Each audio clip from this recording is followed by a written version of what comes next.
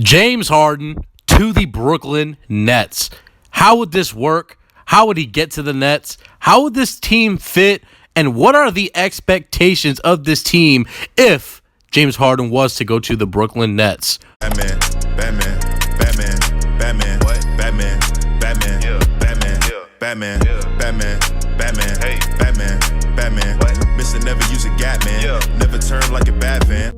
Now, before we get into the video, make sure you guys take a look at the screen. Follow me on all these social media platforms if you like what I do, and definitely make sure to hit that subscribe button if you haven't. It definitely does go a long way.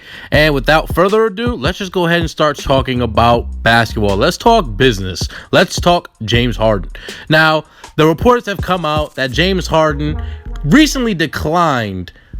He declined one of the biggest contracts, if not the biggest contract extension in NBA history. He would have been making $50 million per season if he had signed the extension, and he declined that. No player has ever made $50 million per season. He would have been that's the biggest contract that we've ever seen any player have. He declined that, letting us know that he does not want to be in Houston any longer. Now, clearly, James Harden is one of the best players in the history of the Houston Rockets franchise, probably second only behind Akeem Olajuwon, and that is why the Rockets were willing to throw so much money at him. And the fact that he was willing to decline that really speaks to the fact that he wants out. We obviously know that Russell Westbrook has expressed that he wants to leave.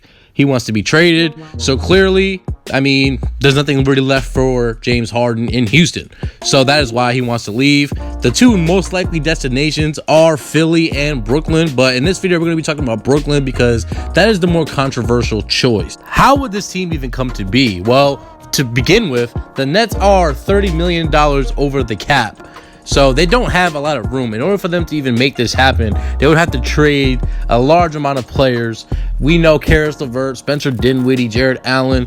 Now, we have heard reports that the trades that Houston wants from Brooklyn must start with Kyrie Irving, because if they don't get Kyrie, they're just not interested, especially since Philly can offer them Ben Simmons or Joel Embiid. So off rip, it doesn't even look like a very likely destination for James Harden. But let's just get past that. Let's squash past that. Let's say James Harden somehow still ends up in Brooklyn to play alongside Kyrie Irving and Kevin Durant. How would this team actually fit? How would they mesh together? And how would that actually work? Now, when you look at it at face value, what is this team really if this were to happen? It would be three of the most unguardable and three of the most skilled scorers we have ever seen in the history of basketball. You have James Harden, who is arguably the most prolific scorer in the history of basketball. You have Kevin Durant, who's probably the most talented. And then you have Kyrie Irving, who is a straight up street ball hooper. You know, handles for days, the shot making, and the finishing at the rim. You just have three players who simply know how to play basketball. They know how to get buckets at any time.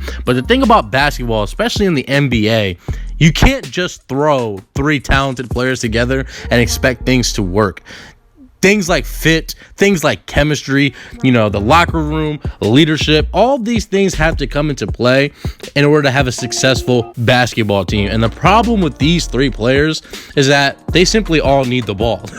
And now, I don't know if you guys have ever watched a basketball game before, but the thing about basketball, there's only one ball on the court. And these three, James Harden, Kevin Durant, and Kyrie Irving, have three of the highest usage rates since the merger, which was in the mid-70s. Meaning, these three had the ball a lot of the time. Now, out of these three, KD probably needs the ball the least. Now, let's talk about how this would actually work in the real world, like on the court, when you're actually watching it. James Harden is the best playmaker out of these three, by far. He's obviously the best passer. We know that because he literally led the league in assists in the year 2017 when he averaged over 11 assists per game. So James Harden would have to be the primary decision maker, the primary ball handler, with Kyrie Irving and KD playing off ball most of the time in order for this to work, in my view. Actually, James Harden in general would probably have to sacrifice the most if this team had any chances of actually working. in terms of fit. He would have to sacrifice the most. His scoring would have to drop significantly. Now, as you know, James Harden over the last 3 seasons has averaged 33.7 points per game. He averaged 30 in the year 2018, 36 in 2019, and he just finished averaging 34. But because he's the best passer and decision maker on this team, James Harden, in order for this to work, would have to come down to maybe 23, 24 points per game. And that's asking an awful lot. When you're a basketball player who's used to having a certain way, everything's going through you, you get to kind of play how you want, it's asking an awful lot for you to make that much of a sacrifice. And not many players are able to do something like that. Someone like Kevin Durant would probably have to be the leading scorer on this team. Now, why do I say that? Well, for one, he's easily the most versatile scorer of the 3. He's definitely the most efficient scorer of the 3. And he's definitely probably the hardest person to guard out of these 3, considering the fact that he's damn near 7 feet tall and can dribble and is literally efficient from any spot on the floor. So KD would probably have to be the leading scorer statistically, and at around maybe 28, 27 points per game. Now, in terms of closing, that would probably be up to Kyrie Irving. Now, why do I feel that way? Because we have seen Kyrie Irving hit big shots in his career consistently, and we know none other more famous than the shot he hit in Game 7 of the NBA Finals back in 2016. So just based on that strength, Kyrie Irving would be the closer on this team, in my view, for this to work. I would want the ball in his hands. If you feel differently, that's cool. You know, we can chop it up in the comment section. But I feel Kyrie Irving would be best suited to be the closer on this team. And I believe James Harden and Kevin Durant should be able to defer to him in the clutch. But like I said, as far as what I'm predicting, if this team were to actually get assembled, which I don't believe it will, but if it did, I don't think it would end up in a championship. That's not to say that that's not the expectation. The expectation for this team is championship or bust. That's what it's come to. When you have 3 players this good on one team, we don't want to hear an excuse, oh, the team was too good. Oh, y'all guys, all 3 of you were so good individually that you couldn't make it work. That's a sorry excuse. Most teams don't even have the talent to win or compete at all. So the excuse that your team was too talented, I mean, that's not a real good excuse. If this team didn't work, that'd be pretty embarrassing, even though I don't believe it would work. Hopefully that makes sense.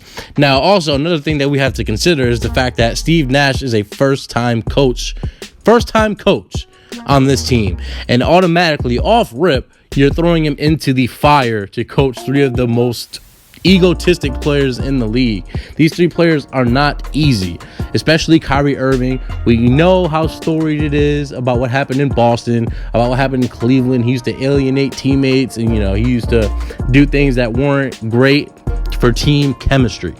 Now, obviously, KD, we had problems with him before in the media, the burner accounts, things like that. And you have James Harden, who loves to have the ball in his hands. So, but aside from X's and O's, this team has a lot of ego if it were to be, put together.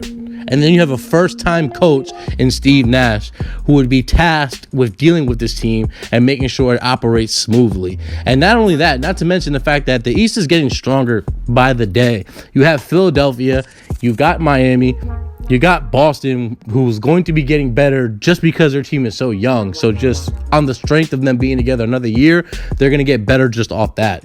Jason Tatum, Kemba Walker, Jaylen Brown, they have a great young team that's just going to get better and just continue to ascend.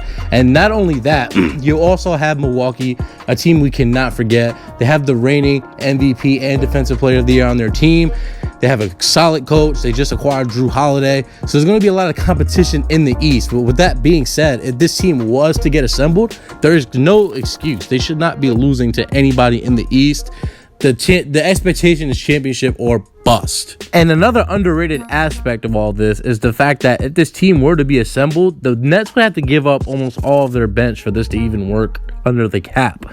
And as you know, in the NBA, having a solid bench is extremely important. So that would also be a problem with this team. Now, This is how I feel about the whole situation. The whole James Harden to the Brooklyn Nets. I don't see it really happening. I believe it's very unrealistic. I think Philadelphia is a more reliable option. It's more realistic. But let me know what you guys think below. This is what I have for you guys today. I hope you guys enjoyed the video. Make sure you hit that like button and hit that subscribe button for more content. I will talk to you guys soon. Have a good one.